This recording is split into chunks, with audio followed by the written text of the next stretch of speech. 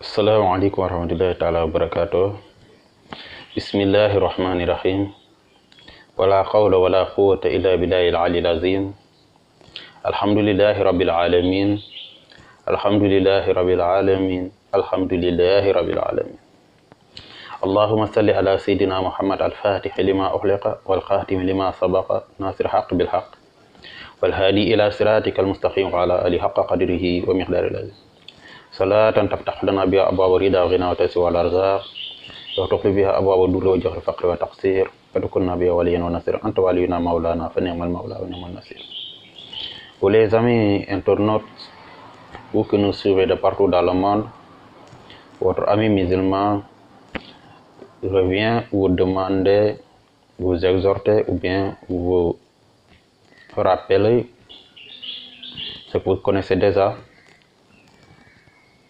le fait de se suffire en Dieu et de lui demander assistance à chaque moment en se référant au Coran qui est le livre révélé que Dieu n'a rien omis dedans. Dans l'émission passée, nous avons parlé en vous disant que nous allons essayer avec mes français qui ne sont pas bons. Je cherche toujours les mots pour pouvoir les placer, pour si c'est là aussi, il faut pouvoir comprendre. Mais mieux, ce que je veux seulement, c'est que vous me comprenez et que je puisse plus largement aider beaucoup de musulmans à utiliser le Coran et de laisser les autres interdits façon de maraboutage qui sont ici, qui n'est pas conforme à l'essence, qui vient directement de Satan, de le laisser de côté et de prendre le Coran et tous les secrets que vous voulez et dedans, Dieu nous a tout donné. Il a dit que je suis proche de mon serviteur parce qu'il m'appelle. Donc essayons de se suffire du Coran et de ne pas trop chercher les autres choses qui nous nuisent beaucoup, qui nous demandent des sacrifices, qui est répugnant, des sacrifices très mauvais, affreux. Mais dommage, malgré tout cela, beaucoup d'êtres humains, beaucoup de musulmans qui sont trop pressés, qui aiment trop la réussite matérielle de ce bas monde, qui est soumis à la condition de la finitude. Et malgré cette conditionnalité, l'homme est toujours trop pressé d'avoir la richesse, d'avoir le pouvoir pour pouvoir se vanter près de son prochain. Et ça, c'est pas bon. Donc, mais si le Coran vous suffisait et que vous soyez patient, vous verrez que Dieu est toujours là pour nous assister. Parce que nombreux, il y en a beaucoup de monde qui sont des humains qui sont ici, qui ont réussi, qui ont des immeubles et tout cela, mais ils sont passés par le Coran. Il y a un nombre d'êtres humains qui se sont purifiés, qui aiment son prochain, ils sont passés par le Coran. Mais tu ne peux pas suivre la voie de Satan, ton cœur d'abord sera souillé, tu voudras toujours te vanter, tu n'aimeras jamais ton prochain, et tout ce que tu veux, c'est toujours être au-dessus des gens, et tout cela, c'est vaniteux, c'est pas bon. Donc, je vous recommande de prendre le Coran, et moi aussi, je vais essayer de vous en donner des secrets sur le Coran, parce que c'est vos secrets, parce que Dieu a dit, il faut m'appeler par mes noms, il faut être dans la lumière. Donc, parce que c'est lui, la lumière des cieux et de la terre, Allah nour samawati wal ard. Tout cela, c'est pour vous donner, pour que vous ayez la certitude, oui, parce que la certitude aussi fait partie de ce qui peut nous faire réussir. Parce que Dieu a dit, Fa'budullah hatta ya'tikal yaqin. Adorez votre Seigneur jusqu'à la certitude. Quand tu as la certitude, rien ne pourra te bloquer et tu seras toujours devant. Voilà, cela pourra vous aider si vous adorez Dieu, quand il y a la certitude, ce qu'on appelle yaqin. Il y a trois réalités sur le yaqin, la connaissance de la certitude, aynul yaqin, la vision de la certitude, haqqul yaqin et la réalité même de la certitude. Mais quand il y a la certitude, tu n'auras plus de doute sur ce que tu demandes à Dieu. C'est le sommet même de l'adoration. Quand tu atteins la certitude, tu sauras que tout ce que tu demandes à Dieu, tu vas le réaliser. Et ça, c'était le manteau de nos ancêtres. Tout ce qu'ils demandaient à Dieu, Dieu le réalise. À ce moment-là donné, tout ce qu'ils veulent se réalise. Parce que aussi, eux aussi, leur credo, c'était quoi? C'était d'adorer Dieu pour avoir Dieu. Mais ici, nous, toutes nos adorations, c'est pour avoir de l'argent, c'est pour avoir des biens matériels, c'est tout cela. C'est pourquoi, des fois, pour atteindre la certitude, c'est un peu difficile. Donc, mais il y a des gens, des hommes de Dieu qui sont là, qui ont la certitude. Bon, il faut même chercher à les rencontrer parce que vous pouvez bénéficier de leur lumière et tout cela. Ils sont partout ici, dans le monde, ou dans les villages et tout cela. Ce sont des êtres vraiment pieux qui ne sont pas comme moi qui aiment être dans les cafés-tard avec les jolies voitures, les jolies maisons, tout cela. Bien qu'il y a des gens qui sont ici avec des jolies voitures, des jolies maisons et qui ont atteint la sainteté, bien sûr. Mais c'est une façon de parler. Je vous demande aussi d'utiliser surtout le Coran. C'est très très important. Parce que les autres choses vous donnent si tu le fais, même si ça réussit, ça peut avoir des effets secondaires. Tu as des enfants, ils sont paralysés.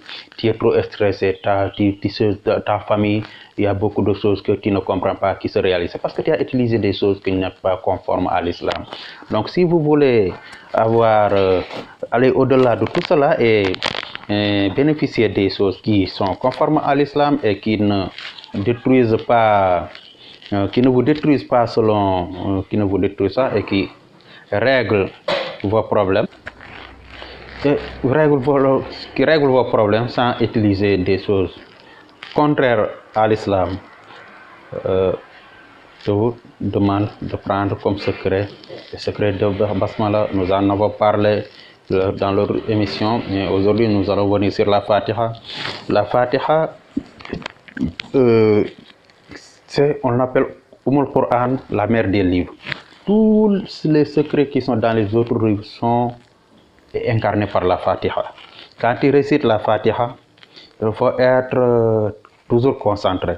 Je vais vous en donner quelques nombres pour avoir une réussite financière. Il faut réciter Fatiha 129 fois. 129, c'est la valeur numérique de Latif.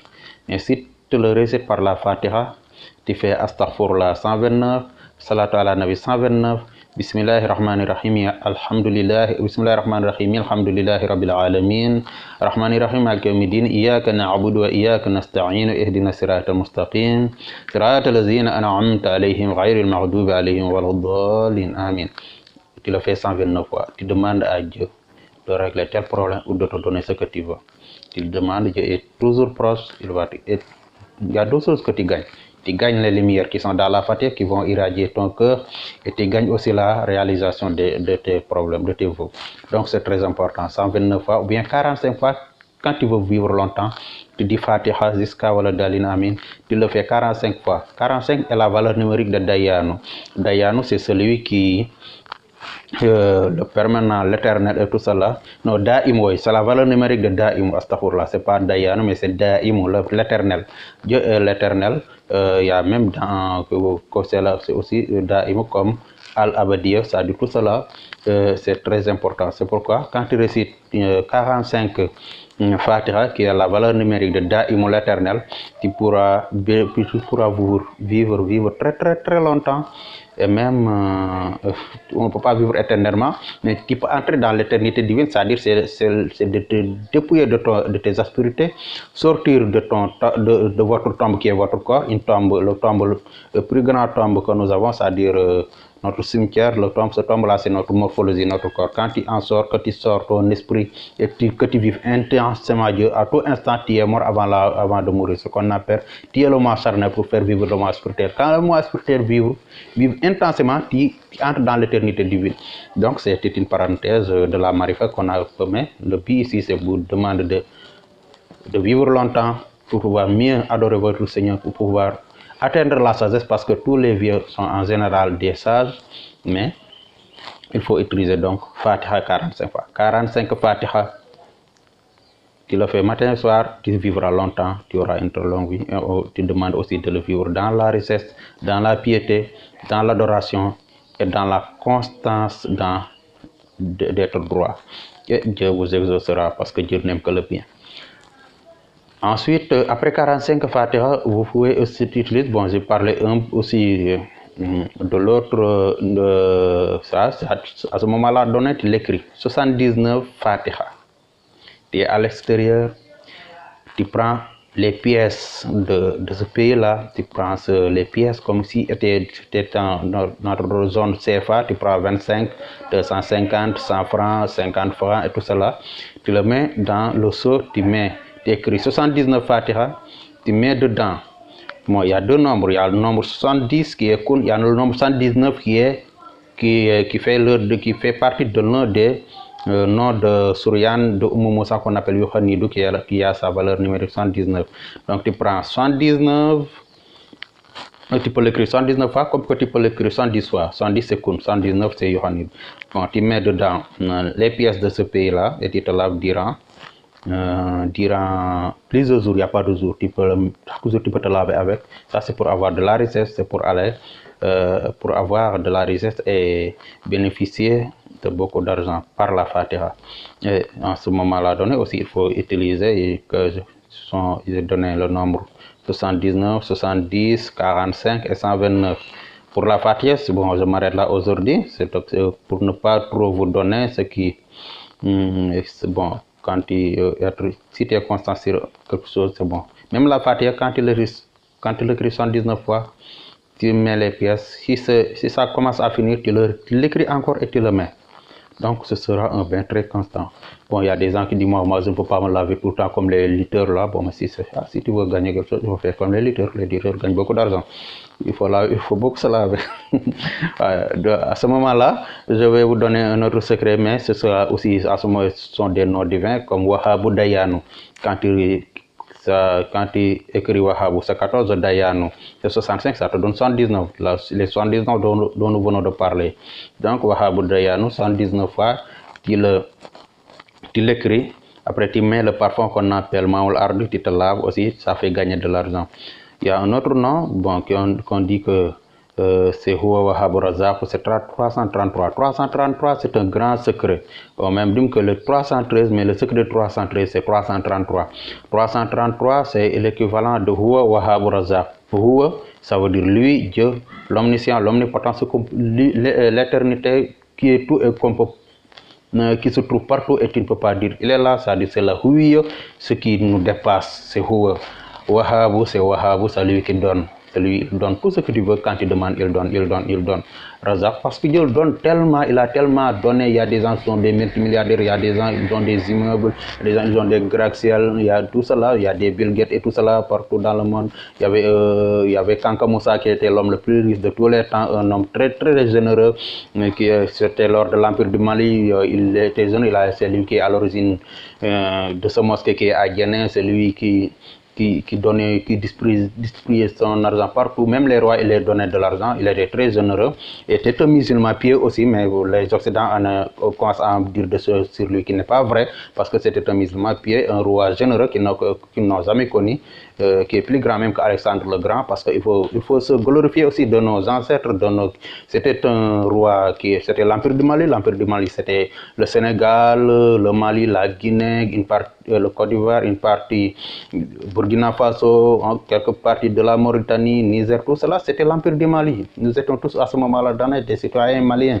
Ce grand homme-là, Kanko Moussa, il a fait des choses très grandes. Il a beaucoup donné, c'était l'homme le plus de tous les temps. Il commence maintenant à en parler, mais d'une façon, à la fin, ils disent qu'il tient ses sujets et tout ça. C'est pas vrai.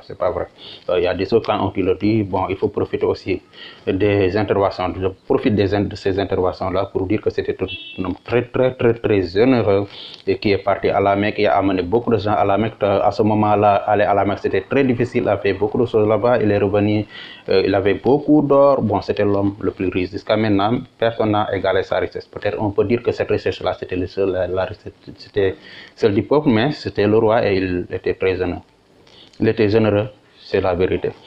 Donc, en parlant de ça, j'arrive à la 14 minutes, 14 qui est toujours Wahabou, 33 secondes. Bon, donc, ce qui veut dire que ce que je viens là, c'est la vérité parce que le temps même le confirme.